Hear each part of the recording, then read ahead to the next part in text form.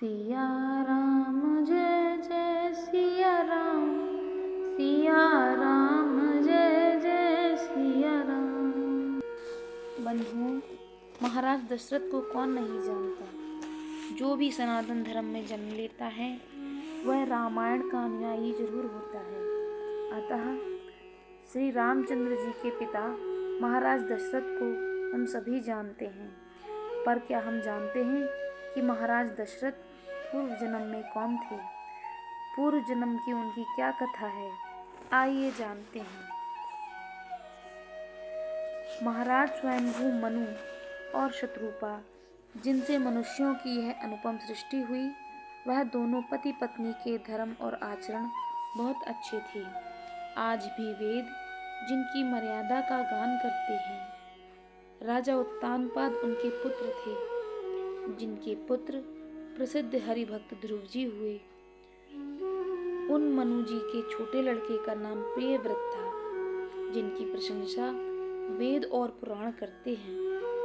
पुनः देहूति उनकी कन्या थी, जो कर्दम मुनि की प्यारी पत्नी हुई और जिन्होंने आदिदेव दीनों पर दया करने वाले समर्थ एवं कृपालु भगवान कपिल को गर्भ में धारण किया। तत्वों का विचार करने में अत्यंत निपुण कपिल भगवान ने सांख्य शास्त्र का प्राकट रूप में वर्णन किया। उन स्वयंभू मनु जी ने बहुत समय तक राज्य किया और वे सब प्रकार से भगवान की आज्ञा का पालन किया। घर में रहते हुए बुढ़ापा आ गया, परंतु विषयों से वैराग्य नहीं होता। इस बात को सोचकर उनके मन में बड़ा दुख हुआ कि श्री हरि की भक्ति बिना जन्म यों ही चला गया। तब मनु जी ने अपने पुत्र को जबरदस्ती राज्य देकर स्वयं स्त्री सहित वन को गमन किया। अत्यंत पवित्र और साधकों को सिद्धि देने वाला तीर्थों में श्रेष्ठ नैमिषारण्य प्रसिद्ध है। वहाँ मुनियों और सिद्धों के समूह बसते हैं। राजा मनु हृदय में हर्षित होकर वहीं चले।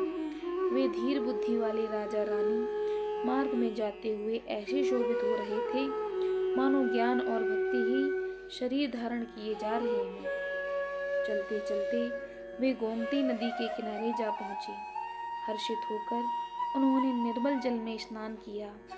उनको धर्म धुरंधर राजर्षि जानकर सिद्ध और ज्ञानी मुनि उनसे मिलने आए। जहाँ जहाँ सुंदर तीर्थ थे, मुनियों ने आदर पूर्वक उनकी तीर्थ उनको करा दिए। उनका शरीर दुर्बल हो गया था। वे मुनियों के वस्त्र धारण करते थे और संतों के समाज में नित्य पुराण सुनते थे और द्वादशाक्षर मंत्र ओम नमो भगवते वासुदेवाय का प्रेम सहित जाप करते थे। भगवान वासुदेव के चरण कमलों में उन राजा रानी का बहुत ही मन लग गया।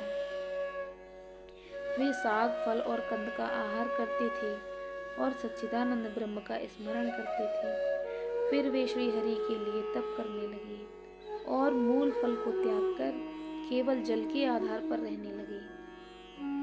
हृदय में निरंतर यही अभिलाषा हुआ करती कि हम उन परम प्रभु को आंखों से देखें, जो निर्गुण अखंड अनंत और अनादि हैं और परमार्थवादी लोग जिनका चिंतन किया करते हैं, जिन्हें वेद नेति नेति कहकर निरूपण करते हैं, जो आनंद स्वरूप उपाधि रहित और अनुपम हैं एवं जिनके अंश से अनेक शिव ब्रह्मा और विष्णु भगवान प्रकट होते हैं। ऐसे महान प्रभु भी सेवक के वश में हैं और भक्तों के लिए दिव्य लीला विग्रह धारण करते हैं। यदि वेदों में यह वचन सत्य कहा है तो हमारी अभिलाषा भी अवश्य पूरी होगी। इस प्रकार जल का आहार करके 6000 वर्ष बीत गए।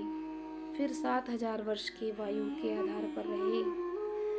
10,000 वर्ष तक उन्होंने वायु का आधार भी छोड़ दिया। दोनों एक पैर से खड़े रहे। उनका अपार तप देखकर ब्रह्मा विष्णु और शिवजी कई बार मनु जी के पास आए। उन्होंने इन्हें अनेक प्रकार से ललचाया और कहा कि कुछ वर मांगो, पर ये परम धैर्यवान राजा रानी अपने तप से किसी के आगे डिगे नहीं। यद्यपि उनका शरीर हड्डियों का ढांचा मात्र रह गया था, फिर भी वो मन में जरा भी पीड़ा नहीं लाते थे। सर्वज्ञ प्रभु ने अनन्य गति पाने वाली तपस्वी राजा रानी को निज दास जाना। तब परम गंभीर और कृपा रूपी अमृत से सनी हुई आकाशवाणी हुई कि वर मांगो। मुर्दे को भी जला देने वाली वह सुंदर वाणी कानों के छेदों से होकर हृदय में आई। तब राजा रानी के शरीर ऐसे सुंदर और हष्ट पुष्ट हो गए मानो अभी घर से आए हैं। कानों में अमृत के समान लगने वाले वचन सुनते ही उनका शरीर पुलकित और प्रफुल्लित हो गया। तब मनु जी दंडवत करके बोले, प्रेम हृदय में ना समाता था। हे प्रभु सुनिए, आप सेवकों के लिए कल्प वृक्ष और कामधेनु हैं। आपके चरण रज की ब्रह्मा विष्णु और शिव जी भी वंदना करते हैं। आप सेवा में करने में सुलभ हैं तथा सब सुखों को देने वाले हैं। आप शरणागत के रक्षक और जड़ चेतन के स्वामी हैं। हे अनाथों का कल्याण करने वाले, यदि हम लोगों पर आपका स्नेह है तो प्रसन्न होकर यह वर दीजिए कि आपका जो स्वरूप शिव जी के मन में बसता है और जिसकी प्राप्ति के लिए मुनि लोग यत्न करते हैं, जो काकभुषुंडी के मन रूपी मानसरोवर में विहार करने वाला हंस है, सगुण और निर्गुण कहकर वेद जिसकी प्रशंसा करते हैं, हे शरणागत के दुखों को मिटाने वाले प्रभु, ऐसी कृपा कीजिए कि हम उसी रूप को नेत्र भर कर देखें। राजा रानी की कोमल विनय युक्त और प्रेम रस में पगे हुए वचन भगवान को बहुत ही प्रिय लगे। भक्तवत्सल कृपा निधान, संपूर्ण विश्व के निवास स्थान, सर्वसमर्थ भगवान प्रकट हो गए। भगवान के नीले कमल, नीलमणि और नीले जलयुक्त मेघ के समान श्याम वर्ण शरीर की शोभा देखकर करोड़ों कामधेव भी लजा जाते हैं। उनका मुख शरद पूर्णिमा के चंद्रमा के समान छवि की सीमा स्वरूप था।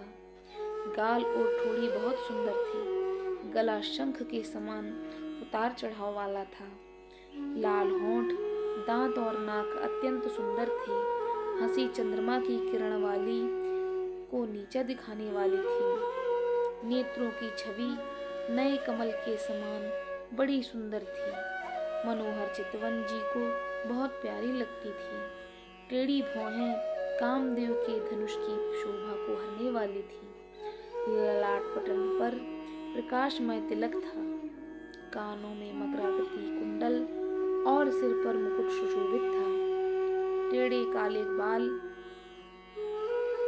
ऐसे सघन थे मानो भौरों के झुंड हों। हृदय पर श्रीवत्स सुंदर बनमाला, रत्न जड़ित हार और मणियों के आभूषण सुशोभित थे। सिंह की सी गर्दन, सुंदर जनेऊ था।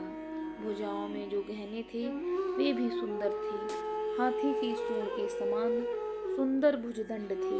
कमर में तरकस और हाथ में बाण और धनुष थे। स्वर्ण वर्ण का प्रकाशमय पीतांबर बिजली को लजाने वाला था।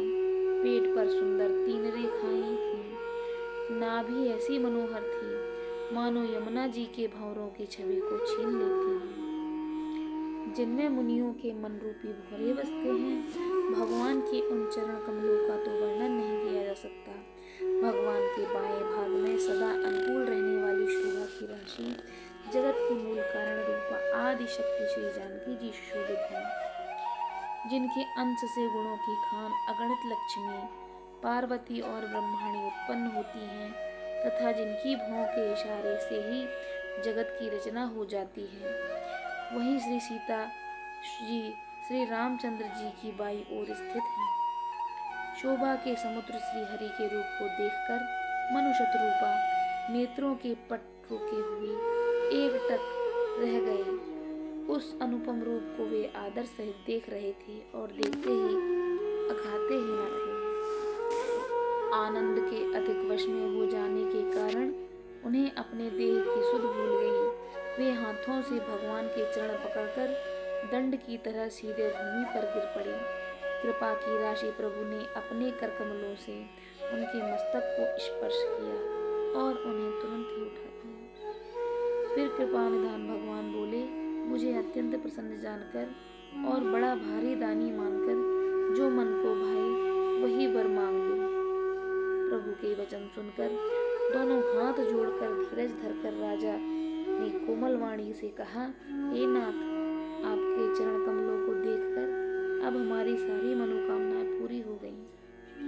फिर भी मन में एक बड़ी लालसा है, उसका पूरा होना सहज भी है और अत्यंत कठिन भी। इसी से उसे कहते नहीं बनता। हे स्वामी, आपके लिए तो उसका पूरा करना बहुत सहज है, पर मुझे अपनी कृपणता के कारण वह अत्यंत कठिन मालूम होता है। जैसे कोई दरिद्री कल्प वृक्ष को पाकर भी अधिक द्रव्य मांगने में संकोच करता है, क्योंकि वह उसके प्रभाव को नहीं जानता, वैसे ही मेरे हृदय में संशय हो रहा है। हे स्वामी, आप अंतर्यामी हैं, इसलिए उसे जानते ही हैं। मेरा वह मनोरथ पूरा कीजिएगा। हे राजन, संकोच छोड़कर मुझसे मांगो, तुम्हें ना दे सकूं ऐसा कुछ मेरे पास नहीं है। राजा ने कहा, हे दानियों की शिरोमणि कृपा निधान, हे नाथ, मैं अपने मन का सच्चा भाव कहता हूँ कि मेरा आपके समान पुत्र चाहता हूँ। प्रभु से भला क्या छिपाना। राजा की प्रीत देखकर और उनके अमूल्य वचन सुनकर करुणा निधान भगवान बोले, ऐसा ही हो।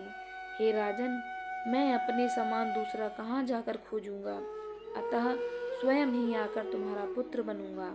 शत्रुपा जी को हाथ जोड़े देखकर भगवान ने कहा कि हे देवी, तुम्हारी जो इच्छा हो सो वर मांग लो। शत्रुपा ने कहा, हे नाथ, चतुर राजा ने जो वर मांगा है, कृपालु, वह मुझे बहुत ही प्रिय लगा, परंतु हे प्रभु, ढिठाई हो रही है। यद्यपि हे भक्तों का हित करने वाले, जहाँ ढिठाई भी हो आपको अच्छी ही लगती है। आप ब्रह्मा आदि के पिता, जगत के स्वामी और सबके हृदय के भीतर के जानने वाले ब्रह्म हैं। ऐसा समझने पर मन में संदेह होता है, फिर भी प्रभु ने जो कहा वही सत्य है। मैं तो यह मांगती हूँ कि हे नाथ, आपके जो निज जन हैं, वे जो सुख पाते हैं और जिस परम गति को पाते हैं, हे प्रभु, वही सुख, वही गत, वही भक्ति, वही अपने चरणों में प्रेम, वही ज्ञान और वही रहन सहन कृपा कर हमें दीजिए। रानी के कोमल गुण और मनोहर श्रेष्ठ वाक्य सुनकर कृपा के समुद्र भगवान कोमल वचन बोले, तुम्हारे मन में जो कुछ इच्छा है वह सब मैंने तुमको दिया, इसमें कोई संदेह ना समझना। हे माता, मेरी कृपा से तुम्हारा अलौकिक ज्ञान कभी नष्ट ना होगा। तब मनु ने भगवान के चरणों की वंदना करके फिर कहा, हे प्रभु, मेरी एक विनती और है। आपके चरणों में मेरी वैसी ही प्रीति हो जैसी पुत्र के लिए पिता की होती है, चाहे मुझे कोई बड़ा भारी मूर्ख ही क्यों न कहे। जैसे मणि के बिना सांप और जल के बिना मछली नहीं रह सकती, वैसे ही मेरा जीवन आपके अधीन रहे। ऐसा वर मांगकर राजा भगवान के चरण पकड़े रह गए। तब दया के निदान भगवान ने कहा कि ऐसा ही हो, तुम आज मेरी आज्ञा मानकर देवराज इंद्र की राजधानी अमरावती में जाकर निवास करो। हे तात, बहुत से भोग भोग कर कुछ काल बीत जाने पर तुम अवध के राजा होगे, तब मैं तुम्हारा पुत्र होऊंगा। इच्छा निर्मित मनुष्य रूप सजकर मैं तुम्हारे घर प्रकट होऊंगा। हे तात, मैं अपने अंशों सहित देह धारण करके भक्तों को सुख देने वाले चरित्र करूंगा, जिनको बड़े भाग्यशाली मनुष्य आदर सहित सुनकर ममता और मत त्याग कर भव सागर से तर जाएंगे। आदि शक्ति यह मेरी स्वरूप भूता माया भी, जिसने जगत को उत्पन्न किया है, अवतार लेगी। इस प्रकार मैं तुम्हारी अभिलाषा अवश्य पूरी करूंगा। मेरा प्रण सत्य है, सत्य है, सत्य है। कृपा निधान भगवान बार बार ऐसा कहकर अंतर ध्यान हो गए। वे स्त्री पुरुष, राजा रानी, भक्तों पर कृपा करने वाले भगवान को हृदय में धारण करके कुछ काल तक उस आश्रम में रहे।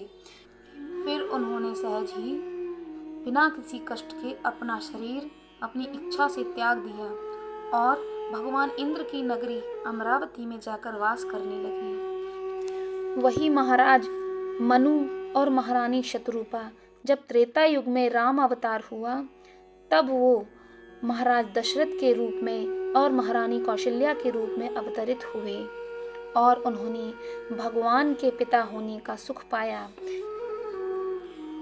तो ये थी महाराज दशरथ के पूर्व जन्म की कथा, जो हमने विस्तार सहित आपके समक्ष रखी है। अगर आपको ये कथा अच्छी लगी हो तो प्लीज़ इसे एक लाइक कर दीजिए और कमेंट में जय श्री राम जरूर लिखिए।